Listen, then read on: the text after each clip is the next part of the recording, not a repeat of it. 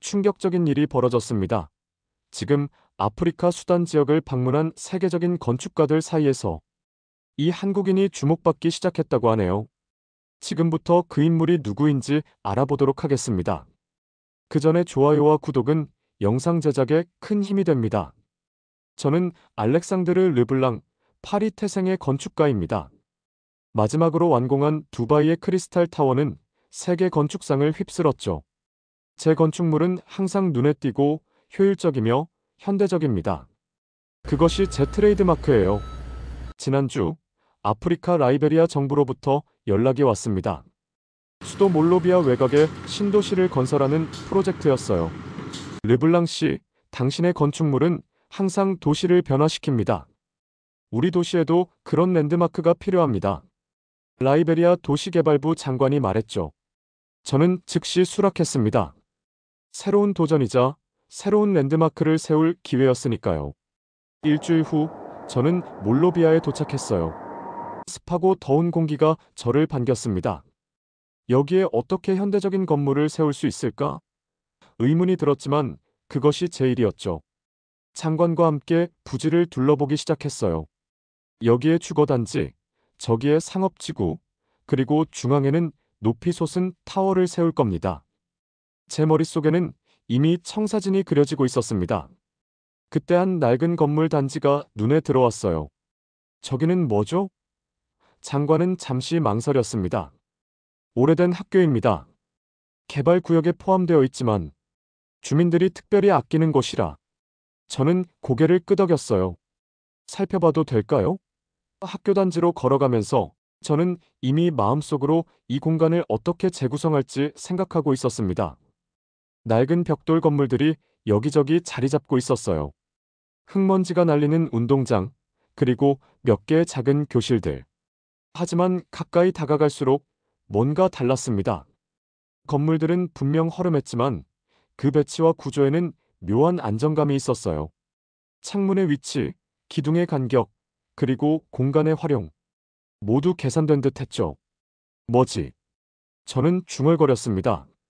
이런 환경에서, 이런 자재로, 이런 수준의 건축이라니. 학교 정문으로 들어서자 작은 명판이 눈에 들어왔어요. 시간이 흐른 탓에 글씨는 희미했지만 분명히 읽을 수 있었습니다. 2000년 건립, 존 리 신부 기념. 그리고 그 아래에는 작은 사진. 동양인 남성이 아이들과 함께 웃고 있는 모습이었죠. 존 리? 한국인 이름 같은데? 어떻게 여기에? 학교 건물을 자세히 살펴보기 시작했습니다. 겉보기에는 평범한 벽돌 건물이었어요. 하지만 그 안에는 놀라운 디테일이 숨겨져 있었습니다. 창문은 모두 자연 환기가 최대화되는 위치에 배치되어 있었고, 지붕의 각도는 우기 때 빗물이 효과적으로 배수되도록 설계되어 있었죠. 이런 곳에 이런 건축이 있었다고? 저는 의아했어요. 이곳은 아프리카의 빈곤 지역이었습니다. 첨단 기술도 고급 자재도 없는 곳이죠. 그런데 이 단순한 건물들은 환경과 사용자를 완벽하게 고려한 설계였어요. 학교 관리인이 다가왔습니다. 이 학교에 관심이 있으신가요? 저는 고개를 끄덕였어요. 네, 이 건물을 설계한 사람이 궁금합니다. 존 리라는 분이. 관리인의 얼굴에 미소가 번졌죠. 아, 존 리 신부님. 우리는 이태석 신부님이라고 불렀습니다. 한국에서 오신 분이었죠. 저는 더욱 혼란스러워졌어요. 한국인이 이 학교를 지었다고요? 건축가였나요? 관리인은 웃음을 터뜨렸습니다. 아니요, 의사였어요. 하지만 신부님은 모든 것을 할 수 있는 분이었죠. 치료도 하고 음악도 가르치고 그리고 이 학교도 지으셨습니다. 저는 믿기지 않았어요. 의사가 설계한 건물이 이렇게 정교하다니. 신부님의 사진이나 자료가 더 있을까요? 그 관리인은 저를 작은 사무실로 안내했습니다. 벽에는 여러 장의 사진이 걸려 있었어요. 이태석 신부가 아이들을 치료하는 모습, 합창단을 지휘하는 모습, 그리고 이 학교를 짓는 모습까지. 신부님은 1990년대 말에 이곳에 오셔서 2010년에 돌아가실 때까지 우리와 함께 하셨습니다. 이 학교는 신부님이 직접 설계하고 마을 사람들과 함께 손수 지으신 거예요. 사진들을 유심히 살펴보았습니다. 이태석 신부는 단순히 벽돌만 쌓은 게 아니었어요. 지역 기후를 연구하고 현지 자재를 효과적으로 활용하고 심지어 건축 과정에서 마을 사람들을 조직하고 교육까지 한 것으로 보였습니다. 이건 단순한 건물이 아니라 커뮤니티 프로젝트였군요. 저는 중얼거렸어요. 그때 한 아이가 뛰어들어왔습니다. 할아버지, 수업 시작해요. 관리인은 미소 지으며 말했죠. 여전히 매일 100명이 넘는 아이들이 이곳에서 공부합니다. 신부님이 떠나신 지 오래됐지만 신부님의 학교는 여전히 우리 마을의 심장이에요. 저는 창밖으로 아이들이 교실로 뛰어가는 모습을 지켜봤습니다. 20년 가까이 된 건물이지만 여전히 그 기능을 완벽하게 수행하고 있었어요. 의사이자 신부인 한국인이 도대체 어떻게? 다음 날 저는 마을로 들어가 사람들을 만나기 시작했습니다. 모두가 이태석 신부에 대한 이야기를 갖고 있었어요. 한 노인이 말했습니다. 신부님은 처음 이곳에 왔을 때 아무것도 없었어요. 그런데 금세 우리 언어를 배우고 아픈 사람들을 치료하기 시작했죠. 다른 여성은 눈을 빛내며 이야기했어요. 제 아들은 신부님의 합창단에서 노래했습니다. 신부님은 음악을 통해 아이들에게 희망을 주셨어요. 처음에 저는 이 이야기들을 단순한 미담으로 여겼습니다. 그냥 작은 봉사활동을 했던 사람일 뿐이겠지. 하지만 더 많은 증언을 들을수록 이태석 신부의 영향력이 얼마나 깊고 광범위했는지 깨닫게 됐어요. 한 중년 남성이 자신의 집으로 저를 초대했습니다. 이 집도 신부님이 설계해 주셨어요. 우기 때 물이 차지 않도록 기초를 높게 만들고 통풍이 잘 되게 창문 위치를 정확히 알려주셨죠. 그의 집은 단순했지만 놀랍도록 실용적이었어요. 더위를 효과적으로 차단하고 빗물을 모으는 시스템까지 갖추고 있었습니다. 신부님은 건축가가 아니었다면서요? 제가 물었죠. 남성은 웃으며 대답했어요. 그분은 우리가 필요한 모든 것이었습니다. 의사, 교사, 건축가, 음악가. 신부님에게 불가능은 없었어요. 마을을 더 둘러보면서 저는 이태석 신부의 흔적을 곳곳에서 발견했습니다. 그가 설계한 작은 진료소, 음악을 가르치던 공간, 그리고 가장 인상적인 것은 마을 전체의 배수 시스템이었어요. 신부님은 우기 때마다 마을이 물에 잠기는 것을 보고 전체 배수 계획을 세우셨어요. 본인이 직접 삽을 들고 우리와 함께 도랑을 팠죠. 마을 이장이 자랑스럽게 설명했습니다. 저는 이제 이태석 신부가 단순한 봉사자가 아니었음을 깨달았어요.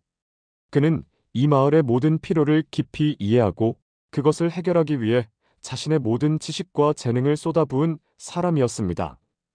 특히 놀라웠던 것은 그의 건축적 접근 방식이었죠. 첨단 기술이나 값비싼 자재 없이도 지역 환경과 자원을 완벽하게 활용한 지속 가능한 건축을 실현한 것이었어요. 저녁이 되어 호텔로 돌아오는 길에 저는 계속해서 이태석 신부에 대해 생각했습니다. 어떻게 한 사람이 이렇게 다양한 분야에서 뛰어날 수 있을까? 그리고 왜 그는 편안한 삶을 버리고 이런 곳에 왔을까? 제 머릿속에는 점점 더 많은 질문이 생겨났어요. 다음 날, 저는 학교로 다시 갔습니다.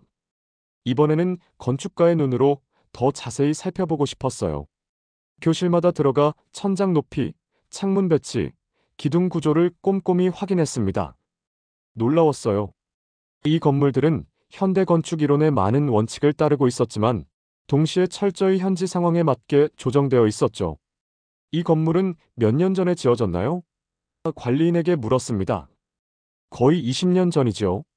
그의 대답에 저는 충격을 받았어요. 20년이라니. 이 기후에서 이런 제한된 자재로 지어진 건물이 20년 동안 이렇게 견고하게 유지된다는 것은 거의 기적 같았습니다. 수리를 자주 하셨겠네요? 관리인은 고개를 저었어요. 큰 수리는 거의 없었습니다. 물론 페인트 칠을 다시 하고 가끔 지붕을 점검하지만 기본 구조는 튼튼해요. 신부님이 처음부터 오래 사용할 수 있게 설계하셨거든요. 저는 마음속으로 제가 지은 건물들을 떠올렸습니다. 화려한 외관의 고층 빌딩들, 수많은 상을 받은 랜드마크들. 하지만 그중 몇 개가 20년 후에도 이렇게 사랑받으며 사용될까요? 더 솔직하게 말하자면 몇 개나 20년 동안 별다른 보수 없이 견딜 수 있을까요? 신부님은 처음부터 이 건물들이 오래 지속되길 원하셨어요. 비싼 장비나 자재 없이도 튼튼하게 지을 수 있는 방법을 연구하셨죠. 관리인의 말이 제 마음을 무겁게 했습니다. 저는 항상 최신 기술과 재료를 사용했어요. 물론 내구성도 고려했지만 그것보다는 혁신적인 디자인과 시각적 임팩트에 더 중점을 두었죠. 하지만 이태석 신부는 정반대의 접근법을 취했습니다. 화려함보다는 기능성, 트렌드보다는 지속 가능성에 초점을 맞춘 거예요. 교실에서 수업 중인 아이들을 지켜보았습니다. 그들은 이 공간을 사랑했어요. 건물 자체가 그들에게 안정감과 소속감을 주는 것 같았습니다. 아이들은 이 학교를 자랑스러워해요. 자기들의 것이라고 생각하죠. 관리인이 말했어요. 그 말은 제 가슴을 찔렀습니다. 제가 설계한 건물들은 사람들에게 경외감을 줄지 모르지만 과연 이런 소속감과 애착을 줄 수 있을까요? 호텔로 돌아가는 길에 저는 깊은 생각에 잠겼습니다. 제 경력 내내 저는 건축을 기술과 미학의 문제로만 봤어요. 건물은 기능을 수행하고 시선을 사로잡아야 하는 구조물이었죠. 하지만 이태석 신부는 건축을 사람들의 삶과 깊이 연결된 무언가로 봤습니다. 건물은 단순한 구조물이 아니라 공동체의 일부였어요. 내가 지금까지 놓치고 있던 것이 있었나? 프랑스로 돌아온 후 저는 라이베리아 프로젝트 작업을 시작했습니다. 하지만 제 마음은 계속해서 이태석 신부와 그의 학교로 돌아갔어요. 어느 날 밤 저는 충동적으로 인터넷 검색을 시작했습니다. 이태석 신부, 한국 의사 라이베리아, 잔리 수덴. 검색 결과는 놀라웠어요. 이태석 신부는 한국에서 유명한 인물이었고 그의 이야기는 책과 영화로도 만들어졌다는 것을 알게 됐습니다. 그는 의대를 졸업한 후 신부가 되어 아프리카 수단의 톤즈라는 마을에서 봉사했고 2010년 43세의 나이로 세상을 떠났어요.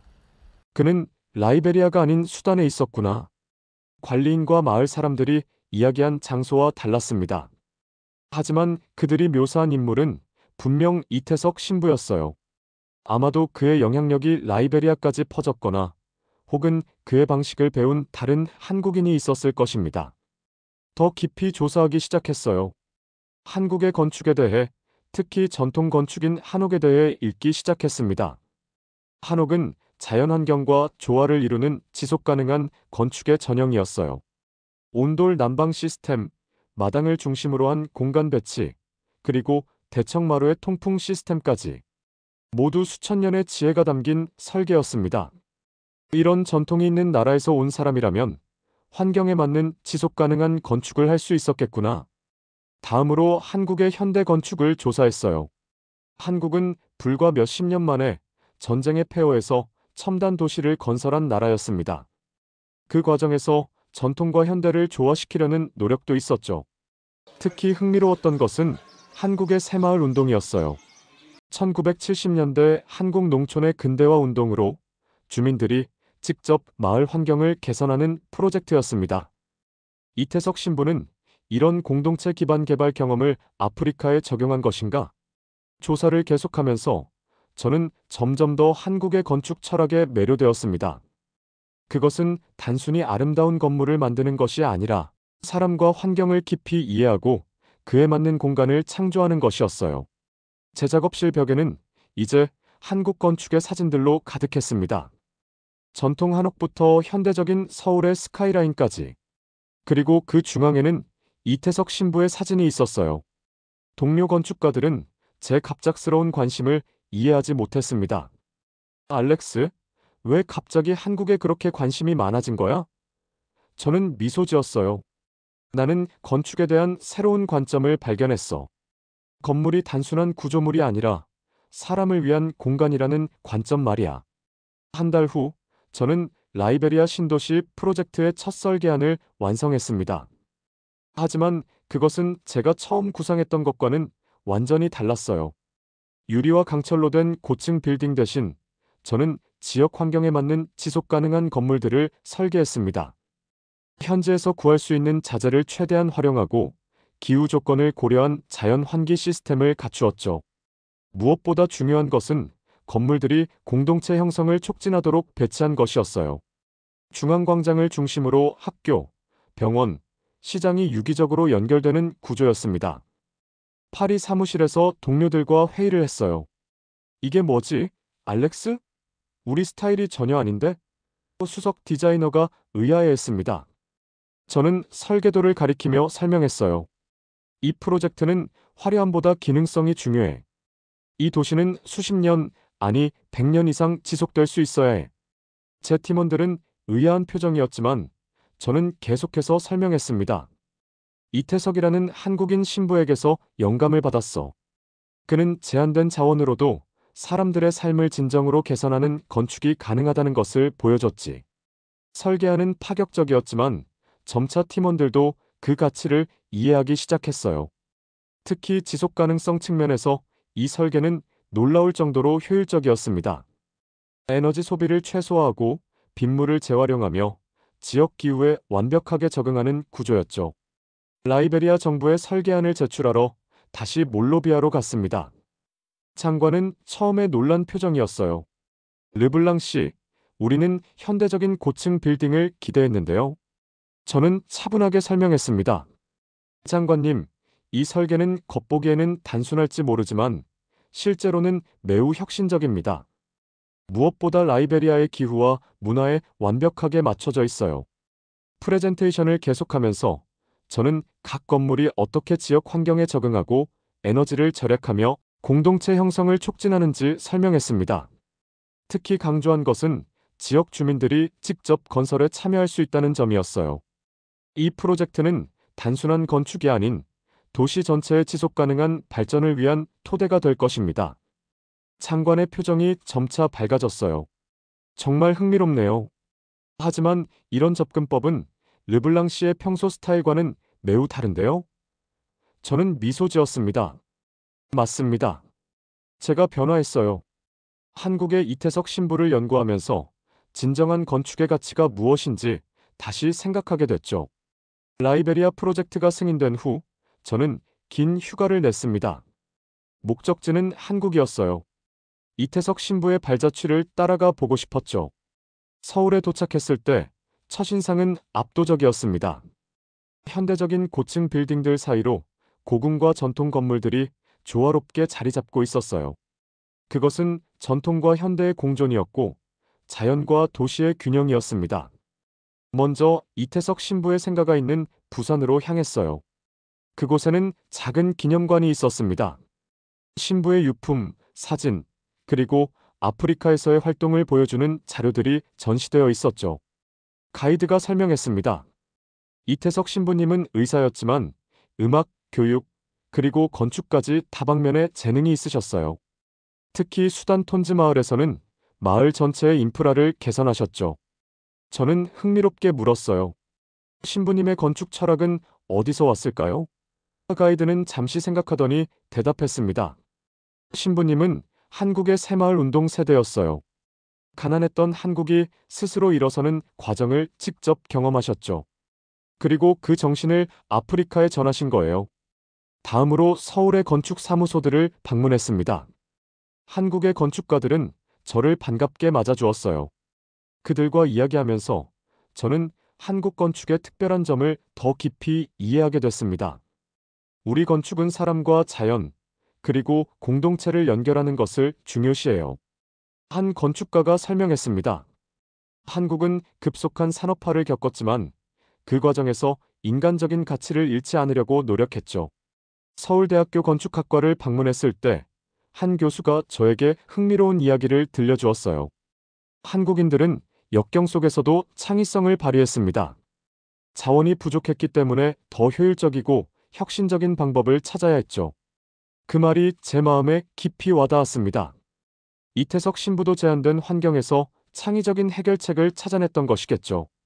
여행의 마지막 날, 저는 서울의 한 카페에서 한국인 건축가들과 만남을 가졌어요. 그들에게 이태석 신부와 라이베리아에서의 경험, 그리고 제 건축 철학의 변화에 대해 이야기했습니다. 이제야 한국이 왜 강한 나라가 되었는지 알 것 같습니다. 제가 말했어요. 여러분의 나라는 기술만 발전한 것이 아니라 그 기술을 인간적인 가치와 결합하는 법을 알고 있군요. 한 건축가가 미소 지으며 대답했습니다. 이태석 신부님은 한국 정신의 진정한 대표자예요. 자신보다 남을 먼저 생각하고 가진 것을 나누며 어려움 속에서도 희망을 잃지 않는 정신이죠. 비행기를 타기 전 저는 마지막으로 한강변을 걸었습니다. 강 건너편으로 서울의 스카이라인이 보였어요. 그것은 분명 현대 건축의 걸작이었지만 이제 저는 그 이면에 있는 정신까지 볼 수 있었습니다. 사람을 위한 공간, 미래를 생각하는 지속 가능성, 그리고 공동체의 가치. 한국에서의 여행은 저에게 건축의 새로운 의미를 가르쳐 주었어요. 라이베리아 프로젝트가 시작된 지 3년이 지났습니다. 오늘은 첫 번째 구역의 완공식이 있는 날이에요. 저는 일찍 일어나 현장을 둘러봤습니다. 학교, 병원, 주택단지, 그리고 중앙광장까지 모든 건물이 계획대로 완성되었죠. 하지만 더 중요한 것은 이미 이곳에 생명이 깃들기 시작했다는 점이에요. 아이들은 학교 운동장에서 뛰어놀고 시장에서는 사람들이 물건을 사고 팔며 활기찬 모습을 보였습니다. 이 모든 건물들은 현지 자재로 지어졌어요. 건설 과정에서 수백 명의 지역 주민들이 참여했고 그 과정에서 건축 기술을 배웠습니다. 이제 그들은 자신들의 집을 스스로 지을 수 있는 기술을 갖게 됐죠. 르블랑 씨 축하합니다. 정말 아름다운 도시예요. 도시개발부 장관이 다가와 말했습니다. 저는 미소를 지었어요. 감사합니다. 하지만 이건 우리 모두의 성과입니다. 완공식에서 저는 짧은 연설을 했습니다. 이 프로젝트를 시작했을 때 저는 단지 건물을 짓는다고 생각했습니다. 하지만 이제 저는 우리가 공동체를 만들고 있다는 것을 알게 됐어요. 이 도시는 단순한 건축물의 집합이 아니라 사람들의 삶과 꿈이 담긴 공간입니다. 연설을 마친 후 한 노인이 다가왔어요. 그는 처음 제가 이태석 신부의 학교를 방문했을 때 만났던 관리인이었습니다. 르블랑 씨, 학교를 보러 가시겠어요? 저는 고개를 끄덕였습니다. 함께 걸으며 신도시의 가장자리에 있는 이태석 신부의 학교로 향했어요. 개발 과정에서 저는 이 학교를 보존하기로 결정했습니다. 게다가 그 주변으로 새로운 교육센터와 도서관을 추가했죠. 이 학교는 이제 역사적인 장소가 됐습니다. 관리인이 자랑스럽게 말했어요. 사람들이 신부님의 이야기를 듣기 위해 여기를 찾아옵니다. 학교 안으로 들어가자 벽에 새로운 명판이 걸려 있었습니다. 이태석 신부 기념 교육센터. 그리고 그 아래에는 작은 글씨로 한국의 정신을 아프리카에 전한 사람이라고 적혀 있었어요. 관리인은 자랑스럽게 말했습니다. 이 건물은 100년 후에도 여기 있을 겁니다. 신부님의 정신처럼요. 저는 깊이 공감했어요. 파리로 돌아가는 비행기 안에서 저는 지난 몇 년을 돌아봤습니다. 제 경력의 대부분을 화려한, 그러나 종종 일시적인 건축물을 만드는 데 바쳤죠. 하지만 이제 저는 다른 길을 가고 있었습니다. 제 설계는 이제 지속 가능성, 공동체 참여, 그리고 사람 중심의 가치를 반영하고 있었어요. 사무실에 돌아와서 저는 팀에게 새로운 프로젝트를 소개했습니다. 우리는 이제 인간을 위한 건축 이니셔티브를 시작할 겁니다. 세계 각지의 취약 지역에서 지역 주민들과 함께 지속 가능한 건물을 설계하고 건설하는 프로젝트예요. 몇몇 동료들은 의아해했지만 많은 이들이 열정적으로 반응했습니다. 특히 젊은 건축가들이 이 새로운 비전에 감명받은 것 같았어요. 1년 후 저는 다시 한국을 방문했습니다. 이번에는 서울대학교에서 강연을 하기 위해서였어요. 강연 제목은 이태석 신부에게서 배운 건축의 본질이었습니다. 강연장은 학생들과 전문가들로 가득 찼죠. 저는 세계적인 건축가로서 많은 상을 받았지만 진정한 건축의 의미를 가르쳐준 것은 한 한국인 의사였습니다. 제 말에 청중들이 집중했어요.